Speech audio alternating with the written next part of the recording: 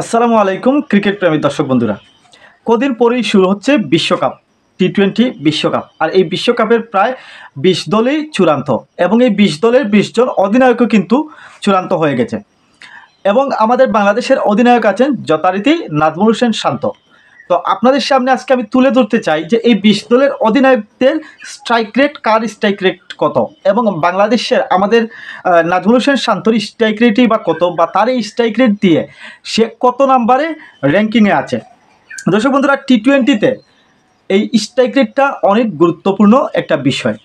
প্রত্যেকটা ব্যাটসম্যানেরই এই স্ট্রাইক রেটটা গুরুত্ব বহন করে, যেহেতু ফরম্যাটটা টি-20। যদি ওয়ানডে বা টেস্ট এগুলোতে স্ট্রাইক রেট তেমন একটা খারাপ হলে সমস্যা নেই, সেখানে রান করতে হয় প্রচুর। আর টি-20তে সবচেয়ে প্রয়োজন হচ্ছে স্ট্রাইক রেট। আপনি যদি 5 বল খেলে 10 রান করেন, 15 রান করেন, তাহলে আপনাকে বাহবা দেওয়া হবে। অতঃপর আপনি যদি 10 বল খেলে 5 রান করেন কিংবা 10 বল খেলে 12 রান করেন, তাহলে এই পারফরমেন্সটা বা আপনার এই বলগুলা ড্যামেজ করার জন্য আপনার দল বা টি-20তে প্রত্যেকটা দলই বিপদের সম্মুখীন হতে হয়। যদিও এসব ক্ষেত্রে আমাদের বাংলাদেশের ব্যাটসম্যানদের স্ট্রাইক রেটটা খুবই কম। তো চলুন দেখে নেওয়া যাক যে এবারের বিশ্বকাপে অংশগ্রহণকারী অধিনায়কদের কার স্ট্রাইক রেট কত। প্রথমেই যিনি নাম্বার 1-এ আছেন তিনি হচ্ছেন এইডেন মার্কারাম, সাউথ আফ্রিকা অর্থাৎ দক্ষিণ আফ্রিকার এই অধিনায়কের স্ট্রাইক রেট হচ্ছে 150.67। 2 নম্বরে আছেন ওয়েস্ট ইন্ডিজের অধিনায়ক রোবম্যান পাওয়েল, তার স্ট্রাইক রেট হচ্ছে 144.81।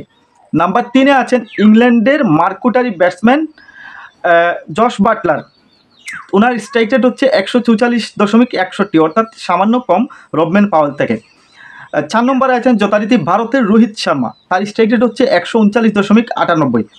5 নম্বরে আছেন কানাডার অধিনায়ক সাদ বিন জাফর, তার স্ট্রাইক রেট 139.27। 6 নম্বরে আছেন মিচেল মার্শ, অস্ট্রেলিয়ার অধিনায়ক, তার স্ট্রাইক রেট হচ্ছে 135.35। তারপরে আছেন আয়ারল্যান্ডের পল স্টার্লিং, তিনি আছেন 7 নম্বরে, তার স্ট্রাইক রেট 135.20। 8 নম্বরে আছেন যুক্তরাষ্ট্রের মুনাফ প্যাটেল, তার স্ট্রাইক রেট হচ্ছে 133.91। তারপর 9 নম্বরে আছে স্কটল্যান্ডের রিচি ব্যারিংটন, তার স্ট্রাইক রেট 132.32। এরপরেই আছেন 10 নম্বরে আছেন শ্রীলঙ্কার অধিনায়ক ওয়াইনুন্দু হাসারাঙ্গা, তার স্ট্রাইক রেট 130.52। 11 নম্বরে আছেন পাকিস্তানের বাবার আজম, তার স্ট্রাইক রেট হচ্ছে 129.42। তারপরেই আছেন আফগানিস্তানের রশিদ খান, তার স্ট্রাইক রেট হচ্ছে 128.75। এরপরেই আছেন ওমানের আকিব ইলিয়াস, তার স্ট্রাইক রেট 127। এরপর আছেন নেপালের রোহিত পোডেল, তার স্ট্রাইক রেট হচ্ছে 125। নিউজিল্যান্ডের অধিনায়ক কেন উইলিয়ামসন, তার স্ট্রাইক রেট হচ্ছে 123.52। এছাড়া নামিবিয়ার অধিনায়ক গুহার্ড এরাসমাস, তার স্ট্রাইক রেটও কিন্তু 122।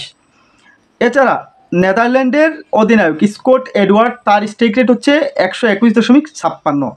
এরপরে পাপুয়া নিউগিনির অধিনায়কও কিন্তু আমাদের নাজমুল হোসেন শান্ত হচ্ছে এগিয়ে, তার স্ট্রাইক রেট হচ্ছে 120.34। নাম হচ্ছে আসাদ বালা। আর এরপর যথারীতি 19 নম্বরে আছেন আমাদের নাজমুল হোসেন শান্ত বাংলাদেশ, তার স্ট্রাইক রেট হচ্ছে 111.06। আর 20 নম্বরে আছেন উগান্ডার ব্রায়ান মাসাবা, 107.94। তো এখানে কিন্তু উগান্ডার এই অধিনায়ক বাংলাদেশের অধিনায়কের মান রেখেছে, তা না হলে সবার নিচে অবস্থান হতো বাংলাদেশের অধিনায়ক নাজমুল হোসেন শান্ত।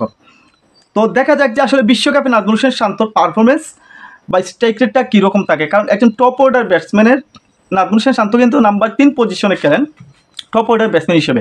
একজন টপ অর্ডার ব্যাটসম্যানের এরকম স্ট্রাইক রেট কিন্তু সত্যিই টি-20 দলের জন্য আসলে কতটা মঙ্গলজনক হতে পারে।